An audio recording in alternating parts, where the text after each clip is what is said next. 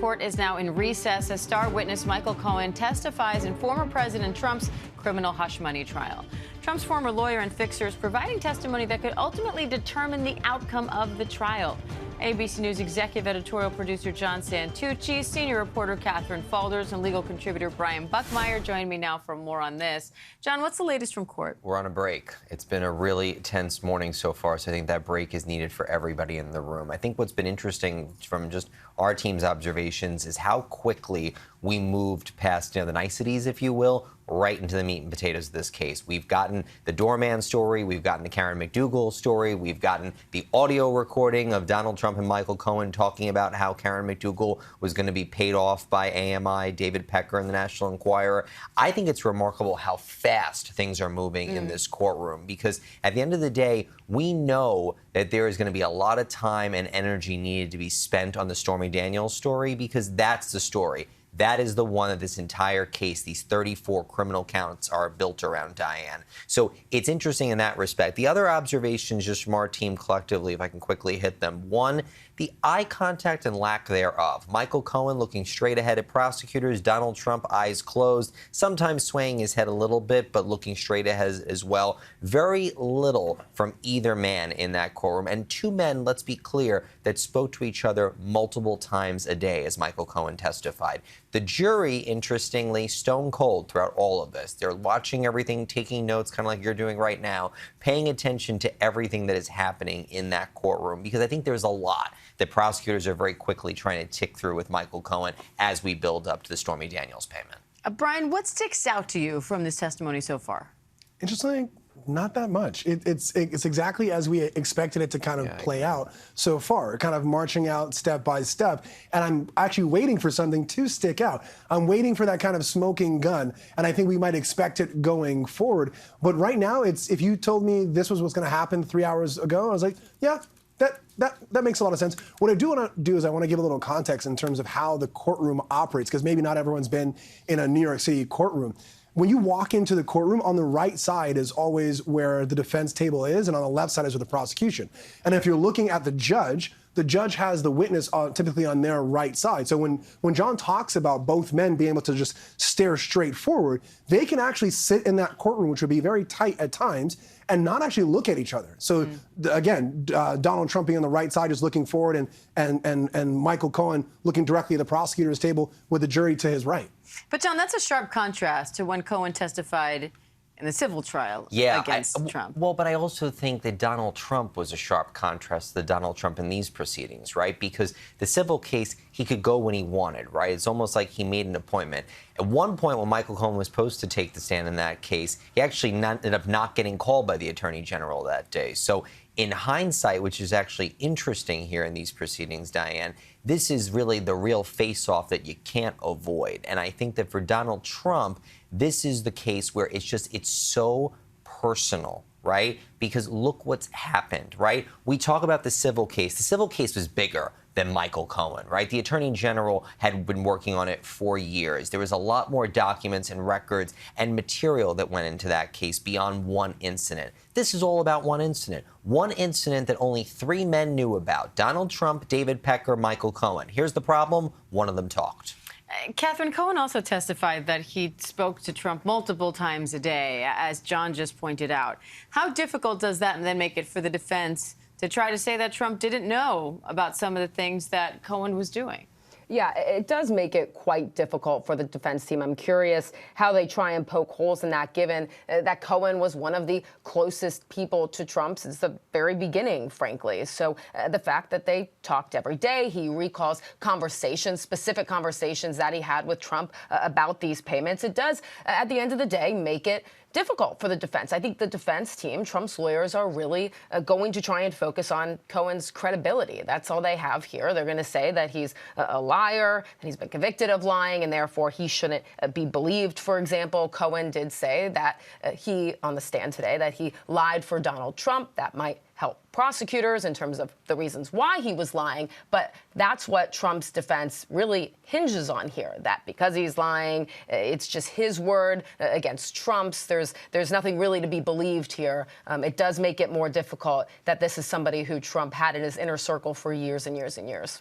And John, court's in recess now, but what do you make of who's in court today? I mean, the better question is who's not in court today. Everybody is in court today. Basically, so many of Donald Trump's campaign apparatus is in there. We have 2 United States senators in there today. Tommy Tuberville, a senator from Alabama. J.D. Vance, a potential sweepstakes contender for Donald Trump from Ohio, is in the courtroom. His son Eric Trump is in the courtroom. This is show of force day, right? This is a way to show everybody is here supporting me because I'm the Republican nominee. I should not be here today. I should be out on the campaign trail. Maybe not so much Alabama because he's got that locked up as a Republican, but Ohio would be a good place to go. All of it is meant to create the image of, I don't need to be here. This is a joke to Donald Trump. It's also, though, I think in part, a way to help keep Donald Trump calm, right? The more people there, as people have argued, and you and I have talked about this, Brian, that it's a tactic, right? A little bit of just being able for him to look around, talk to people, get a head nod or something along those lines. I will say, though, with all of those people in the room, everything we've observed, and our team's literally right behind Donald Trump this morning, Diane, he hasn't done that once. Hasn't turned around, hasn't looked at anybody, hasn't really engaged with anybody else in the room. I think this is the day that is just so hard for him to hear any bit of it. And again, I shared that anecdote earlier, but just to go at it again, this was a person that didn't work for Donald Trump and showed loyalty to Donald Trump. It was that reason that he became an employee of Donald Trump's, that Trump created a job for Michael Cohen at the end of the day. Despite the strong show of support behind him, only Eric Trump from the family has shown up. Are you surprised we haven't seen more family members in court throughout the course of this case? I'm not. And particularly now. Yeah, I'm not, because you got to remember, every member of the Trump family is a little different. And what I mean by that is Ivanka Trump has not been seen this entire cycle, right? Think about it. When Donald Trump announced his first presidential bid, where Michael Cohen actually, fun story, ran the room. There's a story I'll tell you offline. It's really good. But anyway, tease. But the reality is that, you know, that was Michael Cohen's show, but it was a show that debuted with Ivanka Trump. Sure. She introduced Donald Trump, the presidential candidate. She has not been to his most recent presidential kickoff. Though she's now a Floridian like Donald Trump, she didn't make the drive up from Miami to Palm Beach. You know, Donald Trump Jr. Is more on the campaign trail for Dad, is more out and about doing other things. As we just reported on ABC News a couple seconds ago, Diane, Donald Trump Jr. actually was at a federal prison this weekend visiting another allies of Donald Trump, the former president, being Peter Navarro. Of course, as you know, he was convicted for not complying with a January 6th committee subpoena. Ultimately has tried to appeal that, so far unsuccessful. He's got one more appeal out there, his team hopes, but it's just not realistic. But I'm not surprised. I think the other question that everybody has asked me throughout all this coverage, are we going to see Melania? No. You're not going to see Melania. I'm sorry. She's not going to come to these proceedings because, again, think about when all these stories came out. We reported it in real time. Catherine, I wish you were up here with me because I'd be looking at you right now because we did this together. Melania Trump left the White House when Stormy Daniels and Karen McDougal came out with their stories. She couldn't take it. Hope Hicks testified they kept newspapers out of the residence just to keep it away from Melania and Donald Trump. So if anybody would think she'd be there today or any day for this trial, no, it's not happening. Catherine, I see you nodding. You want to add to that?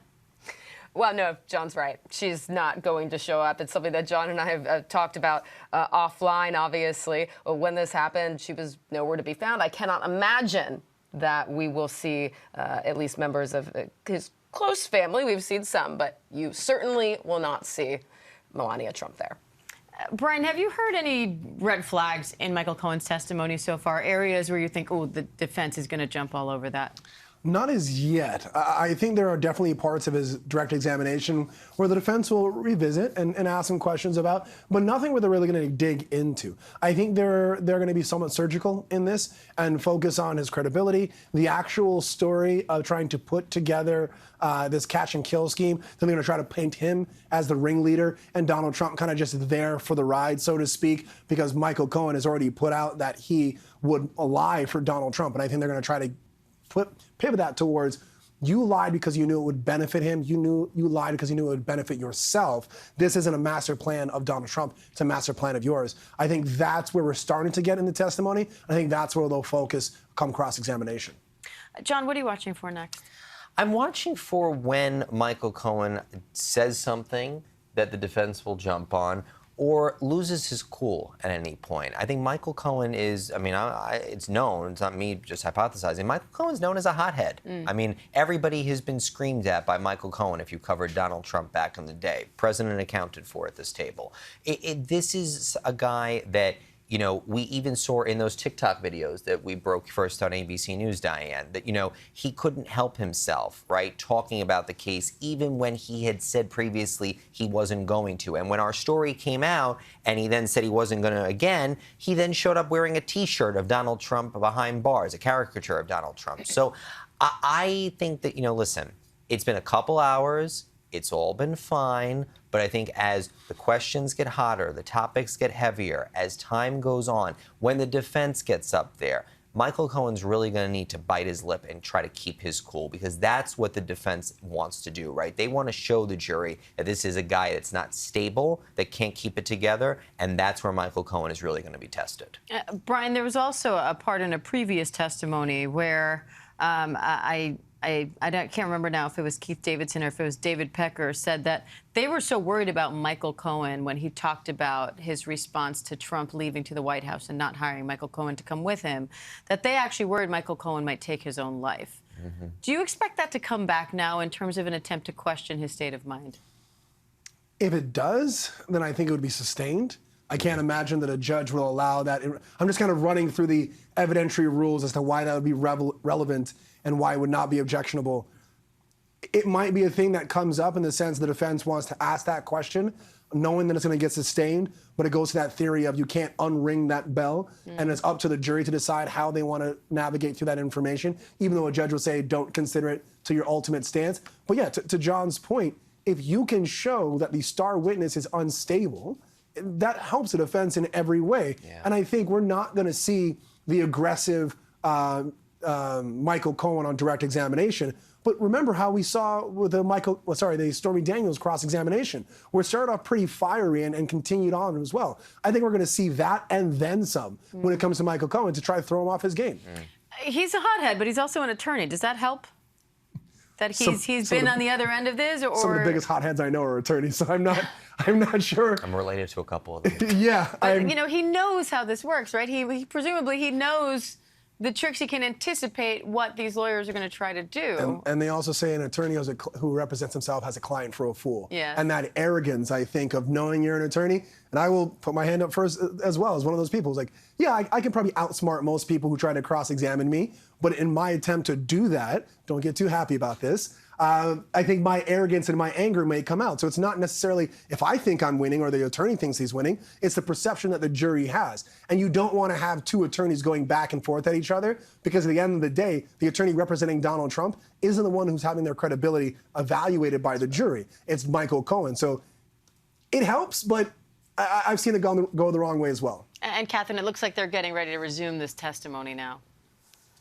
Yeah, it does. It looks like they're coming back in. They're returning to the courtroom after the break. Cohen is seated on the witness stand. Our team, at least inside, says that Trump was conferring with his lead attorney, Todd Blanche, when Cohen re-entered the courtroom. So, of course, we will see what happens next. But he's on the witness stand, so I think we'll have some news out of this pretty soon, Diane. All right, we'll be watching. John Santucci, Catherine Falders, Brian Buckmeyer, thank you all. And we will be covering this trial all day long. We'll bring you the latest on the former president's hush money trial right here on ABC News Live.